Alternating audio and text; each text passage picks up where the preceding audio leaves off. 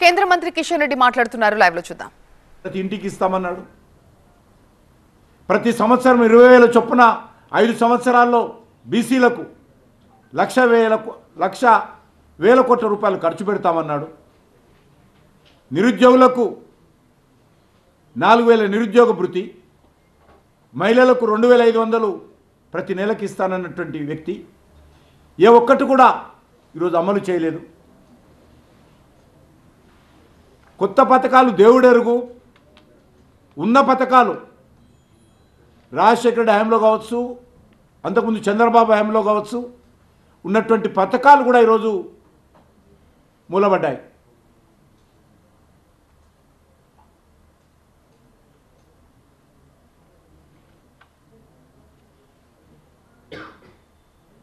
ఆరోగ్యశ్రీ పథకం కావచ్చు, ఫీజుల రియంబర్స్మెంట్ కావచ్చు,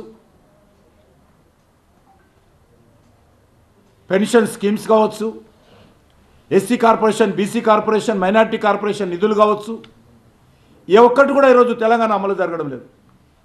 రేవంత్ రెడ్డి గారు వాటి మీద దృష్టి పెట్టకుండా అల్లు అర్జున్ అరెస్ట్ చేద్దామా, దాని మీద ఒక సెన్సేషనల్ క్రియేట్ చేద్దామా, హైడ్రా తీసుకొచ్చి ఇండ్లు కూలగొడదామా, మూసి సుందరీకరణ పేరుతో పేదల ఇళ్లలో పేదల కొంపలు కూలుస్తామా, దానితో ఈరోజు సంవత్సరం పాటు కాలం గడిపాడు. నేను ఈరోజు అడుగుతా ఉన్నాను, ఈరోజు ఏం చెప్పారు హైడ్రా? మేము గతంలో కట్టిన ఇండ్లు కూల్చము,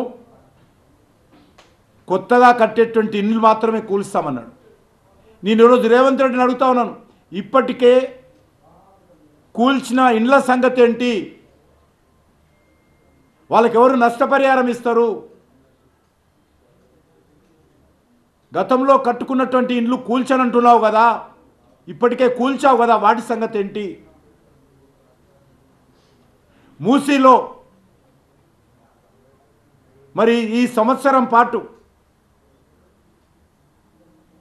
ఇండ్లు కూల్స్తానన్న కారణంగా అనేక నిద్రలేని రాత్రులు మూసి పారివాక ప్రాంతంలో ఉన్నటువంటి పేద ప్రజలు గడిపారు.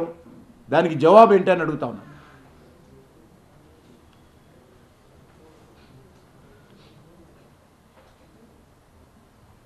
చివరకు హైడ్రా విషయంలో పార్టీలు చెప్తే విశ్వాసం లేదు ఆయనకు, హైకోర్టు చెప్తే ఈరోజు కళ్ళు తెరిచాడు ఆయన.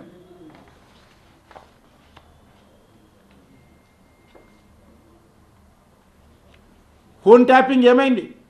కాళేశ్వరం మీద సిబిఐ అడిగారు కదా మీరు ప్రతిపక్షంలో ఉన్నప్పుడు. ఈరోజు సిబిఐకి అంగీకరిస్తారా? ఫోన్ ట్యాపింగ్ ఏమైపోయింది?